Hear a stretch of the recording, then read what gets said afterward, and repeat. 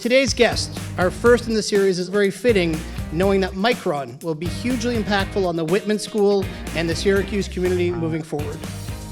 For our expansion specifically here in this region, I'm excited about the opportunity to reach an entire new talent ecosystem that Micron has not leveraged before, and there is so much rich talent.